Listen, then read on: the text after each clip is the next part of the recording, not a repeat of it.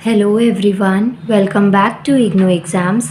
आज मैं आपको इग्नू के course BSOC 102 sociology of India 1 करवाऊंगी। ये पार्ट 1 है इसका, वीडियो का नहीं, ये सब्जेक्ट ही ये ऐसे लिखा हुआ है, सोशोलॉजी ऑफ इंडिया 1। अब देखिए, ये जो है ना फर्स्ट पार्ट जो मैं इसमें समझाऊंगी, इसमें कुछ सेलेक्टिव क्वेश्चंस को मैंने पिक किया है आपके एग्ज़ाम पर्सपेक्टिव से। सो प्लीज़ आप मुझे कमेंट करिएगा आपको वीडियो कैसी लगी। अगर आप इससे सेटिस्फाई होंगे तो मैं, अगर हुआ पॉसिबल, तो मैं इसका और सेकंड पार्ट बना दूंगी। इसके पहले आप ना प्लीज़ मुझे ये और कमेंट करिएगा कि जो आपका एग्ज़ाम है ना वो किस डेट को है, आफ्टरनून में है या मॉर्निंग में, तो प्लीज़ ये भी इसमें बता दीजिएगा। चलिए क्वेश्चन 1 स्टार्ट करते हैं। आपके पास में शॉर्ट नोट लिखना है इकोनॉमी। यहाँ पे क्वेश्चन है economy and it's type. Economy क्या है और उसके टाइप्स आपको बताने हैं। तो देखिए, इकोनॉमी की डेफिनेशन मैंने नहीं लिखी है यहाँ पे, सिर्फ उसके टाइप्स मैंने बता दिए क्योंकि ये शॉर्ट नोट का क्वेश्चन था। सो इकोनॉमी के जो टाइप्स होते हैं, पहला टाइप आता है आपके पास में ट्रेडिशनल इकोनॉमी। अब इसके नाम से ही समझ में आ रहा है कि जो ट्रेडिशनल अप्रोच के ऊपर बेस्ड होती है उसे हम ट्रेडिशनल इकोनॉमी कहते हैं। इसमें बेसिकली जो एशियन रूल्स होते हैं और जो ये ना बहुत ही बेसिक टाइप की इकोनॉमी है, इसका जो फोकस होता है वो ट्रेडिशनल इकोनॉमी का फोकस जो होता है वो होता है गुड्स के ऊपर, जो भी चीज़ों की रिक्वायरमेंट होती है, सर्विसेज के ऊपर, जो भी कस्टम्स होते हैं ना उनसे हमारी प्रैक्टिसेस मैच करें, प्लस जो बिलीव्स होते हैं, हिस्ट्री होती है, तो वो सब चीज़ें यहाँ पे ट्रेडिशनल इकोनॉमी में आती हैं। आप ध्यान कैसे रख सकते हैं ट्रेडिशनल इकोनॉमी को? जैसे हम जब वो पहनते हैं ना, ट्रेडिशनल क्लोथ्स पहनते हैं, एथनिक वियर्स पहनते हैं, तो उसमें क्या चीज़ होती है, यही होता है कि यहाँ पे ना आप जो ट्रेडिशन है, कस्टम से, रिलीजन से, इन सब से जब रिलेट करके चीज़ों को देखते हैं तो ये आता है आपका ट्रेडिशनल इकोनॉमी में। इसके बाद में नेक्स्ट आता है आपके पास में, पहले इसका मैं आपको थोड़ा सा दिखा देती हूँ ट्रेडिशनल इकोनॉमी का, जो यहाँ पे इसमें एक्सप्लेन करा हुआ है, मैंने कुछ पॉइंट्स यहाँ पे लिखे हैं। तो ट्रेडिशनल इकोनॉमी क्या है? ट्रेडिशनल अप्रोच के ऊपर बेस्ड है। इसके अंदर जो गुड्स होते हैं, सर्विसेज होते हैं, जो कि हमारे कस्टम, बिलीव्स और हिस्ट्री पे मैच करते हैं, उन्हीं सब प्रैक्टिसेस की हम बात करते हैं किसके अंदर? ट्रेडिशनल इकोनॉमी के अंदर। अब ट्रेडिशनल इकोनॉमी के बाद में नेक्स्ट आता है हमारे पास में कमांड इकोनॉमी। देखिए, ये जो है ना ये सेकंड टाइप है। जैसे ट्रेडिशनल इकोनॉमी होता है ना, ये फर्स्ट टाइप हो गया। अब कमांड इकोनॉमी ये क्या है? सेकंड, हमारे पास जो सेकंड टाइप है वो है कमांड इकोनॉमी। ये बेसिकली जो फ्री मार्केट इकोनॉमी होता है उससे बहुत ज़्यादा ऑपोजिट होता है। यहाँ पे कमांड का मतलब होता है किसी को ऑर्डर देना। तो कमांड इकोनॉमी क्या है? एक सेंट्रलाइज्ड पावर सिस्टम होता है जहाँ पे एक जो है ना वो सेंट्रलाइज पावर हो, और बहुत सारे केसेस में ना ये जो सेंट्रलाइज पावर होती है ये क्या होती है? गवर्नमेंट होती है, जिसके अंडर सारे रूल्स वगैरह को रेगुलेट करना, पॉलिसीज़ को इम्प्लीमेंट करना, पॉलिसीज़ बनाना, उनको इम्प्लीमेंट करना, तो वो सब चीज़ें हमारी कमांड इकोनॉमी के अंदर आती हैं।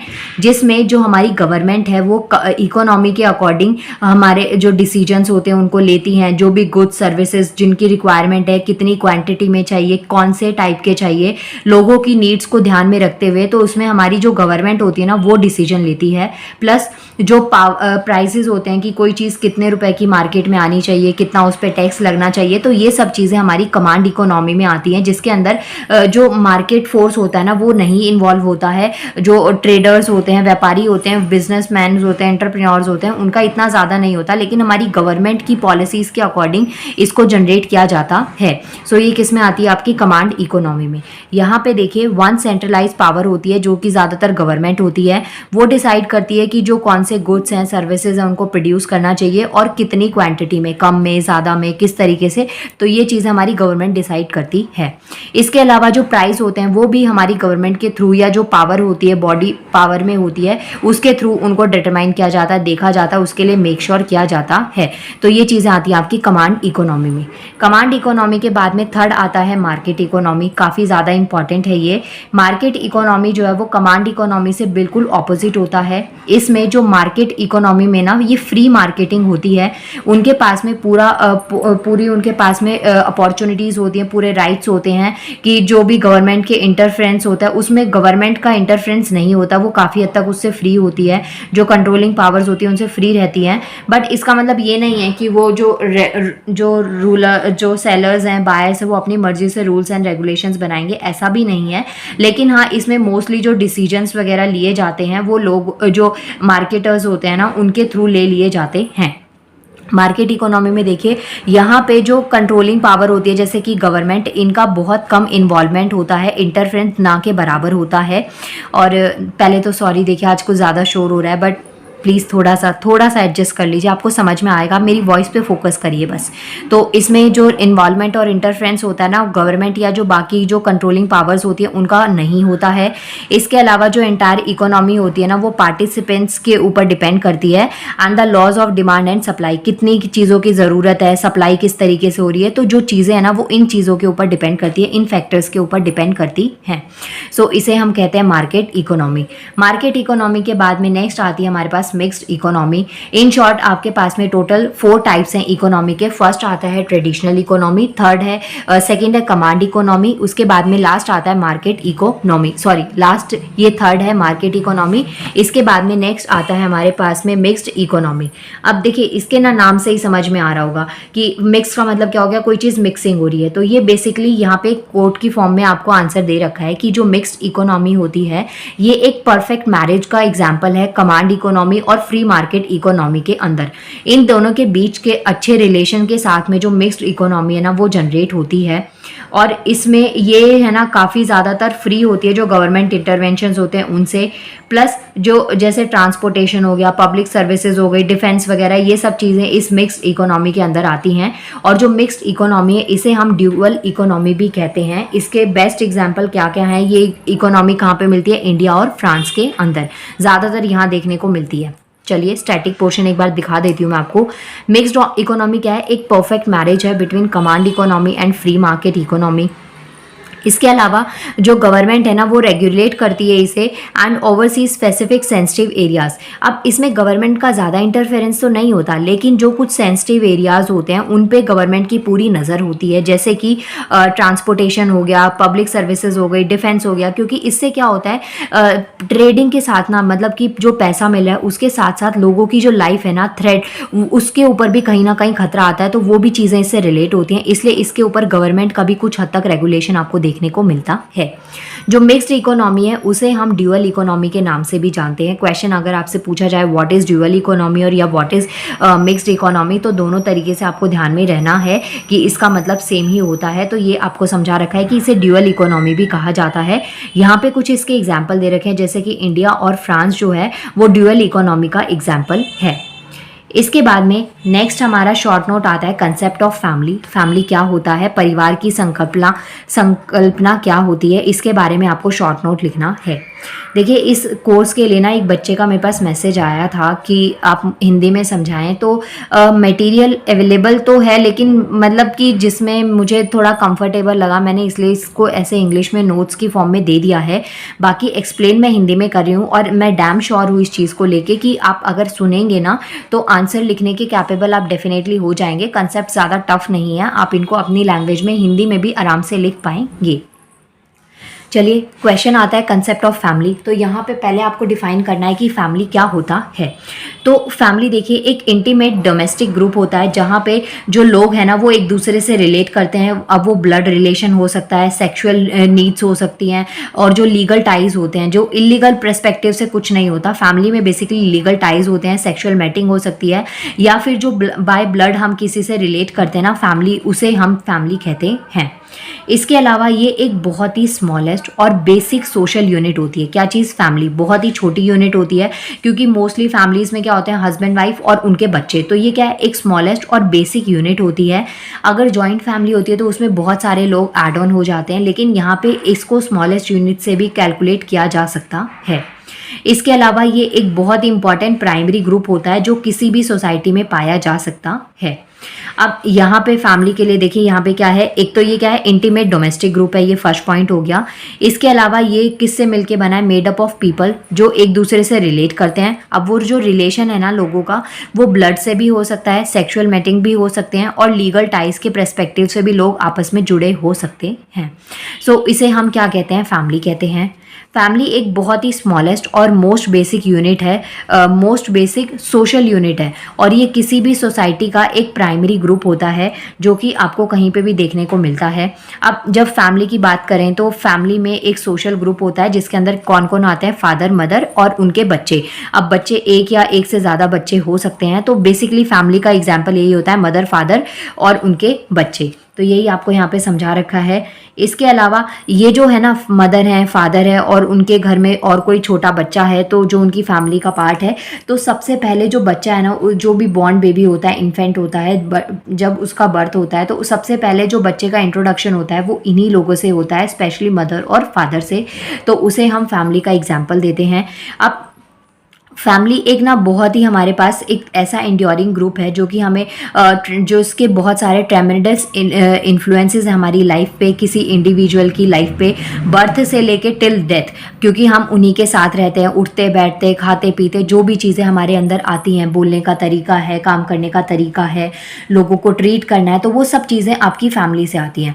सबने सुना होगा कि जो डिग्री होती है ना वो हमारे साथ नहीं चलती, जो हमारे संस्कार होते हैं ना, हम किसी से कैसे बात करते हैं, कैसे हमने चीज़ों को ट्रीट करना सीखा है, किसी को कैसे ट्रीट करना है, कोई कास्ट मैटर करती है नहीं करती है, रिलीजन मैटर करता है नहीं करता है, तो ये सब चीज़ें हम जो फैमिली में सीखते हैं ना, वही सीखते सीखते धीरे धीरे हम बड़े हो जाते हैं। और जो हमारे पेरेंट्स की फैमिली की जो लैंग्वेज होती है उसके लिए आपको एज सच किसी ट्यूटर की भी ज़रूरत नहीं होती, क्योंकि आप बेसिकली वही सब चीज़ें सीखने लग जाते हैं। सो यहाँ पे एक डेफिनेशन और दे रखी है फैमिली की, क्योंकि ना देखिए बहुत सारे जो स्कॉलर्स हैं ना, जो सोशल साइंटिस्ट हैं, उन्होंने सबने ना अलग अलग तरीके से फैमिली की डेफिनेशन दी थी कि व्हाट इज़ फैमिली, तो उसको कैसे आप डिफाइन कर सकते हैं। यहाँ पे एक फैमिली की डेफिनेशन क्या है, family is a group. Family एक ग्रुप है जिसको सेक्शुअल रिलेशनशिप से डिफाइन किया जाता है। सेक्शुअल रिलेशनशिप हो सकता है, ब्लड रिलेशनशिप्स हो सकते हैं, जो लीगल टाइज होते हैं, तो वो सब फैमिली का एक एग्जाम्पल है। जो सफिशेंटली प्रिसाइज करता है and enduring to provide for the procreations and the upbringing of children.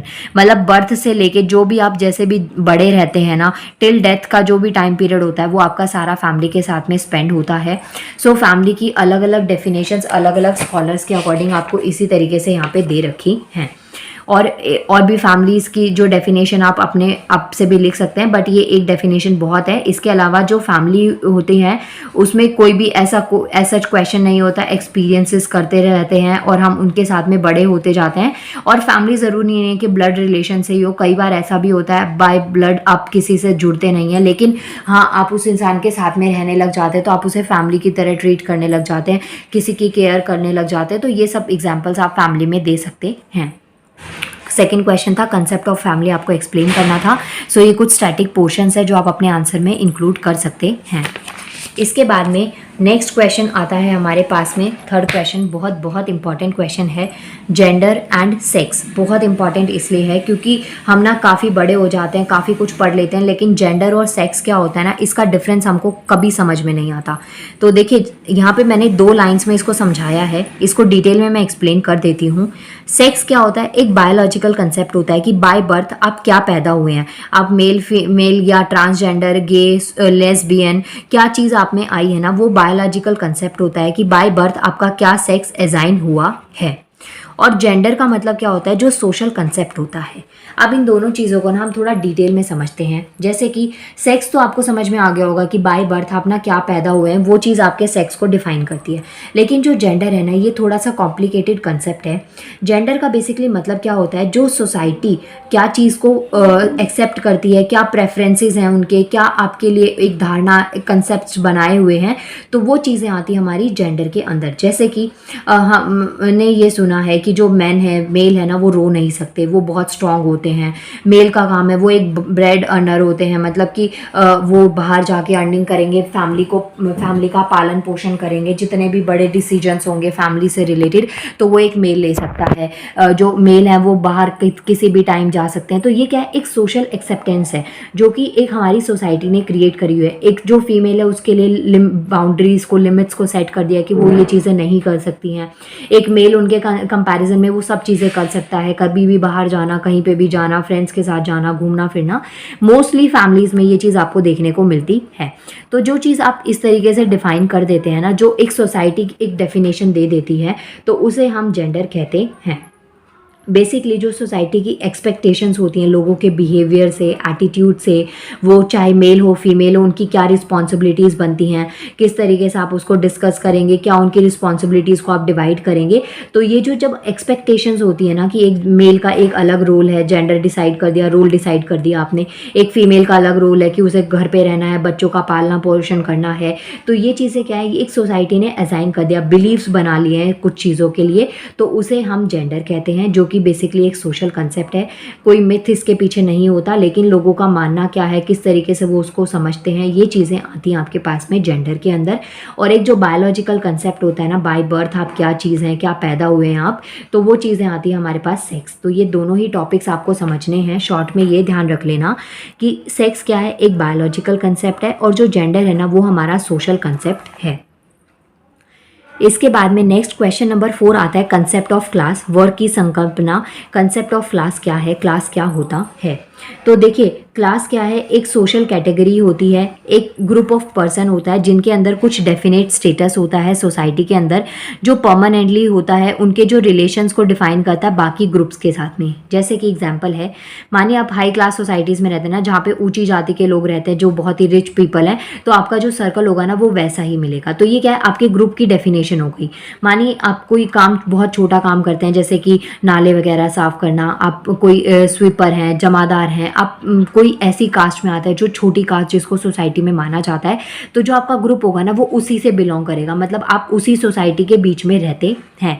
तो क्लास क्या है, बेसिकली क्लास एक कैटेगरी है ग्रुप ऑफ पर्सन्स का, जिनका एक डेफिनेट स्टेटस होता है, हाई क्लास है, लो क्लास है, अमीर है, गरीब है। तो ये एक क्लास का ही डिवीजन होता है, जो कि आपके बाकी के जो ग्रुप्स होते हैं उनसे एक रिलेशन को डिटरमाइन करता है। तो ये क्या होता है, क्लास होता है, इसको आप ऐसे डिफाइन कर सकते हैं। बेसिकली क्लास क्या है, फीलिंग ऑफ सुपीरियरिटी है और इन्फीरियरिटी है। मतलब कि मानिए आप बहुत हाई क्लास सोसाइटीज़ में बिलोंग करते हैं ना, आप बहुत ज़्यादा पैसे वाले हैं, बहुत पैसा है आपके पास में, तो आप ना अपने आप को एक बहुत सुपीरियर मानते हैं, आपको लगता है कि आपके आगे कोई दुनिया में है ही नहीं, ऐसी पावर है जो आपके अलावा और किसी में हो ही नहीं सकती है। तो वो चीज़ क्या है, सुपीरियरिटी, जैसे कि एक अथॉरिटी है, एक आपके पास में पावर है कि आप कोई भी रूल्स बना सकते हैं, कुछ भी आप कर सकते हैं। तो जो क्लास है ना, उससे एक इंसान को सुपीरियरिटी मिलती है, प्लस एक इन्फीरियरिटी मिलती है। इन्फीरियरिटी का मतलब होता है कि आप बहुत खुद को दबा हुआ महसूस करते हैं, खुद को बहुत छोटा महसूस करते हैं। फॉर एग्जाम्पल, आप एक ऐसे ग्रुप में हैं जहाँ पे ना सब लोग बहुत पढ़े लिखे हैं, आपको इंग्लिश नहीं आती है, तो आप ना एक आपके अंदर हेजिटेशन होगा कि वो लोग पढ़े लिखे हैं, तो आप खुद को ही ना एक इन्फीरियर फील करेंगे कि आप वहाँ पे बोले नहीं बोले। तो ये चीज़ें आती हैं। और अगर आपको इंग्लिश आती है, बहुत अच्छे तरीके से आती है, उस ग्रुप में सबसे रिच आप हैं, सबसे अच्छी इंग्लिश आपकी है, वैसे भी स्मार्ट लुकिंग है, इंटेलिजेंट है, तो आप अपने आप को एक सुपीरियर फील करते हैं कि हाँ, आपसे ऊपर तो दुनिया में ही कोई नहीं है। तो ये चीज़ें आती हैं। क्लास ही एक चीज़ को डिफाइन करती है, फीलिंग ऑफ सुपीरियरिटी और इन्फीरियरिटी को। इसके अलावा, इस डेफिनेशन के अलावा और कुछ पॉइंट्स भी मैं आपको क्लास के बारे में यहाँ पे समझाती हूँ। इसके अलावा क्लास सिस्टम किसके ऊपर बेस्ड होता है, ऑक्यूपेशन, वेल्थ, क्या आप काम करते हैं, आपकी कितनी संपत्ति है, कितना आपके पास में पैसा है, तभी ना आप हाई क्लास लो क्लास सोसाइटी में डिवाइड हो जाते हैं। प्लस एजुकेशन क्या है, एज क्या है, सेक्स हायरार्की, बहुत ज़्यादा स्टेटस मैटर करता है क्लास सिस्टम के अंदर। तो ये कुछ आपको पॉइंट्स यहाँ पे लिखने हैं। बेसिकली इसमें 3 टाइप्स होते हैं हमारे पास, एक हो गया अपर क्लास, एक मिडिल क्लास हो गया और एक लोअर क्लास हो गया। तीनों ही जो स्टेटस हैं बहुत प्रेस्टीज होते हैं, तीनों को आप अपने अकॉर्डिंग डिफाइन कर सकते हैं। स्पेशली जो अपर क्लास सोसाइटीज़ होती हैं उनमें कोई कंपैरिजन बहुत कम देखने को मिलता है, ये स्टेटस काफ़ी प्रेस्टीज होते हैं, बहुत ही सुपीरियर अपने आप को ये समझते हैं। तो ये चीज़ें आप यहाँ पे लिख सकते हैं। और हिस्ट्री है ऑब्वियसली, तो आप इसमें ना थोड़ा ऐड कर सकते हैं, क्योंकि जो क्लास है ना, क्लास स्ट्रगल, क्लास कॉन्फ्लिक्ट, तो इसके बारे में कार्ल मार्क्स ने भी अपनी काफ़ी अच्छी थ्योरीज दी हैं, तो उन्होंने भी समझाया है। तो कार्ल मार्क्स ने समझाया अमीर गरीब में किस तरीके का डिफरेंसेस आपको देखने को मिलता है। जो 3 क्लासेस होती हैं, अपर क्लास के जो लोग होते हैं वो अपने आप को सुपीरियर फील करते हैं, जो लोअर क्लास के लोग होते हैं वो अपने आप को इन्फीरियर फील करते हैं, दबा दबा सा महसूस करते हैं, उनको लगता है कि वो ज़्यादा अच्छा नहीं है, गुड लुकिंग नहीं है, या बोल नहीं सकते, उनके पास में इतने राइट्स नहीं हैं, बहुत ही ज़्यादा कॉन्शियसनेस रहते हैं। तो ये सब चीज़ें आप यहाँ पे एक्सप्लेन कर सकते हैं क्लास के अंदर। प्लस क्लास क्या है, एक ओपन सिस्टम है जो कि किसी से छुपता नहीं है। सोशल रिस्ट्रिक्शंस वहाँ पे बहुत ज़्यादा देखने को मिलते हैं। जो लोअर क्लास सोसाइटीज़ के लोग होते हैं उनको बहुत जगह रिस्ट्रिक्शंस देखने को मिलते हैं, यहाँ नहीं जाना, यहाँ नहीं बैठना, ये चीज़ नहीं खानी है। तो ये सब चीज़ें इसमें आपके पास में आती हैं। इसके अलावा कुछ क्वेश्चंस मैं आपको करवा देती हूँ। यहाँ पे आपको 3 क्वेश्चंस दे रखे हैं जिसमें आपको यहाँ पे इसकी एक्सप्लेनेशन आप खुद से कर लीजिएगा। तीनों क्वेश्चंस काफ़ी ज़्यादा इंपॉर्टेंट है, जिसमें आप यहाँ पे इसको कंप्लीट कर सकते हैं। जैसे कि देखिए फर्स्ट क्वेश्चन क्या है, discuss the classification of the nationalist movement given by professor AR Desai के अकॉर्डिंग जो नेशनलिस्ट मूवमेंट था उसको डिफाइन करना है। नेक्स्ट क्वेश्चन है, जो जजमानी सिस्टम है ना इंडिया में, जजमान जो होते हैं ना जिनको पूजनीय माना जाता है, तो उस सिस्टम को आपको एक्सप्लेन करना है। क्वेश्चन काफ़ी इंपॉर्टेंट है, इसका डिटेल एक्सप्लेनेशन चाहते हैं तो प्लीज़ मुझे कमेंट करिएगा। एग्जाम में आने के बहुत ज़्यादा इसके चांसेस हैं, इसमें आपको इसके एडवांटेज और डिसएडवांटेजेस बताने हैं। लास्ट क्वेश्चन आता है, discuss the role of religion in a capitalist societies with reference to the Max Weber. तो ये कुछ क्वेश्चंस थे जो आपको क्लास से रिलेटेड करने हैं और यही क्वेश्चन काफ़ी ज़्यादा इंपॉर्टेंट है। नाउ मिलते हैं नेक्स्ट वीडियो में, आप मुझे कमेंट करिएगा एग्जाम डेट और time. Thank you so much.